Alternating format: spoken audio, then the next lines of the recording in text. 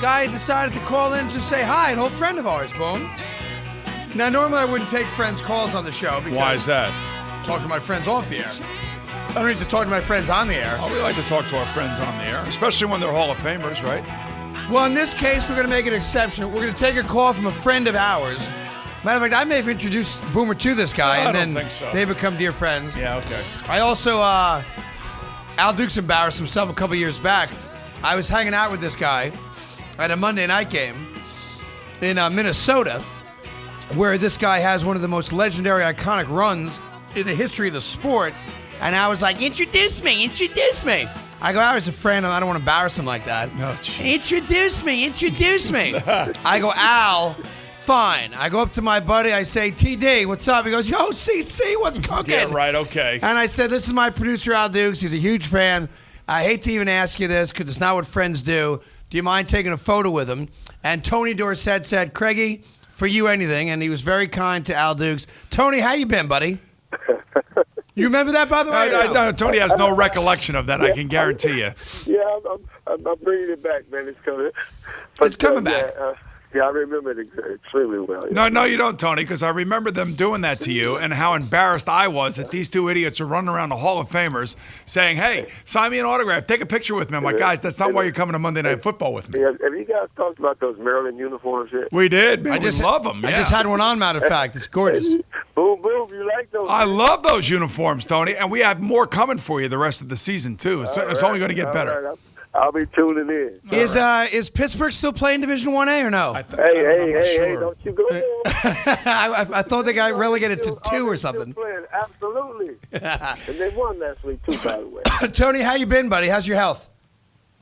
Health-wise, I'm doing pretty good. I'm doing as well as can be expected. You know, I'm dealing with a little bit of some of that concussion syndrome stuff, but you are. But I'm doing fine. Yeah, it's funny. We've talked to a lot of the veterans that played in your era, and I don't want to bring you down negatively, but I do have to ask you: Are you? Do you look at life a little bit differently now? Are you concerned about your future with the post-concussion syndrome, and what are you dealing with these days? Well, absolutely, I'm concerned. I mean, I've gone to the Brain Institute here in Dallas. I got a second opinion by the University of Pittsburgh, who obviously started concussion syndrome with the Pittsburgh Steelers years ago there. So I'm on medication. So, yes, there is a concern, and I'm going to leave it at that. Gotcha. All right, well, we wish you the best.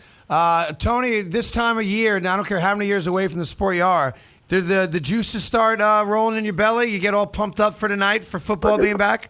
Well, this is the best time of the year for sports fans. I mean, everybody's gearing up for the National Football League's kickoff, and obviously it starts tonight with the two past Super Bowl winners in the last couple of years, Green Bay and the New Orleans Saints. So, this is a great time of year.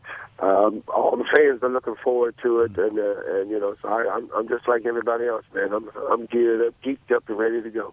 You know, it's kind of interesting. I know you were talking about the concussion stuff, Tony, and that's important. And we had Harry Carson in here. We were talking about it with him as well. So, I applaud you guys being so open about it because I know it's not easy. But, we just lost one of the great NFL players of his time and somebody who was just a force to be reckoned with in college, and that was Leroy Selmon. Did you know him at all? Oh, absolutely. I knew Leroy. What a heck of a gentleman. He was a terror on the football field, but very kind, giving man off the field, and it's just my thoughts and prayers go out to his family.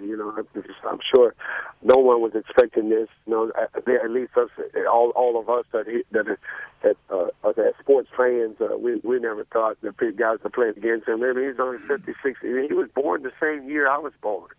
So it starts to hit home. When you get to a certain age and you start seeing play people that are starting to expire, and the Lord is making that call upon them. Gives you a different perspective on life, and you start appreciating things a little bit more. We're talking to Tony Dorsett, and Tony, I never played against Leroy Selmon. He retired the year that I was a rookie in the NFL in '84. How good was Leroy Selmon in your eyes? He was, I got the chance to play against Leroy in college and obviously in the National Football League. And let me tell you, he was a terror in college, and he was a beast in the NFL. I mean, he was just one heck of a player. A guy that had a motor that never stopped running. He would, and obviously, and his teammates on the defense down in Tampa fed off of him. He's a Hall of Famer. He had obviously that speaks volumes for the type of career that he had. And, playing in Tampa at the time, Tampa it was tough. I'm sure he had some tough years there as far as wins and losses was concerned. But as a football player himself, he was second to none. Yeah, he was also the first ever draft pick from Tampa. We were talking to Tony Dorsett. Tony's involved with a new company called Legends Fantasy League, and it gives you guys an opportunity to play fantasy football with and against guys like Tony Dorsett, right, Tone? Yeah, absolutely. And as a matter of fact, they can. All the listeners out there can go to www.legendsfantasyleagues.com, and you can see all about Legends Fantasy Football. Matter of fact, there's going to be people have a chance. There's going to be a champion every week. And at the end of the season, everybody's going to get into a pool, and the big kahuna, the big prize is 2 tickets to the Super Bowl in Indianapolis. Nice. There's a winner every week. So, very good. What they have to understand, though, if they use Boomer Esiason 1 week, they can't use him anymore. So you got to get new teams every week. So it's going to be quite interesting. It's going to be a lot of fun. LegendsFantasyLeagues.com, a chance to win tickets to Super Bowl. That sounds good. So you're drafting your fantasy football team, and I give you a choice of quarterbacks. Would you take Tony Romo or would you take Eli Manning? Come on now. He's taking Tony Romo. Come on. What? I want to tell you this here. I'm a Cowboy fan.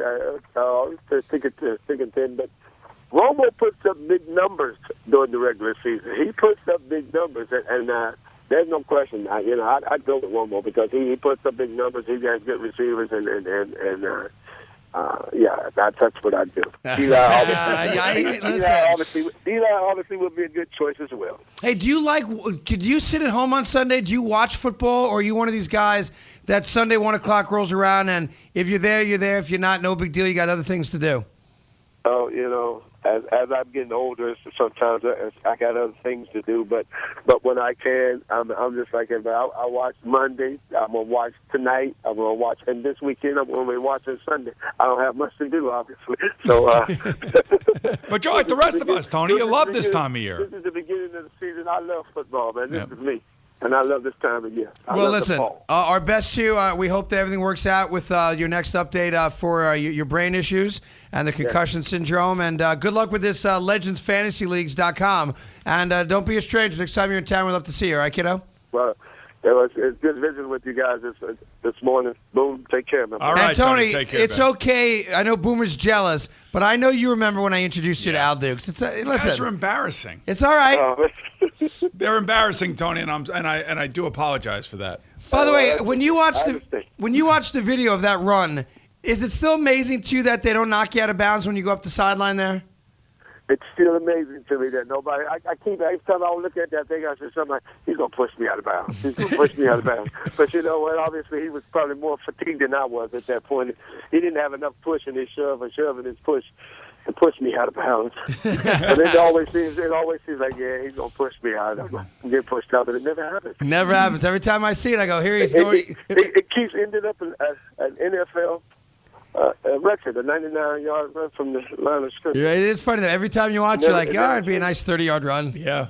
Well, listen, be well, Tony. We'll talk to you soon, kiddo. Bye-bye. All right. Have a good day. There you go. Very good. Tony Dorsett. And I remember that because you remember that's when we first started here. And I told you, okay, you guys can come to Monday night with me. No, not you guys. Yes, I have nothing to do with this. Yes. I didn't take his picture. I didn't ask for anything. And I remember laying down the rules with you guys that there will be no embarrassing moments, that you guys will behave yourselves, and you're not going to be like children running around on the sideline. Listen. And lo and behold, like one of the first games we go to, you accost Tony Dorsett. No, not you guys. Yes. You can't appreciate that Tony and I are friends, and I was helping Al Dukes out. And then Al Dukes gets Tony on the phone this morning and says, hey, Tony, do you remember when I came up and got your autograph?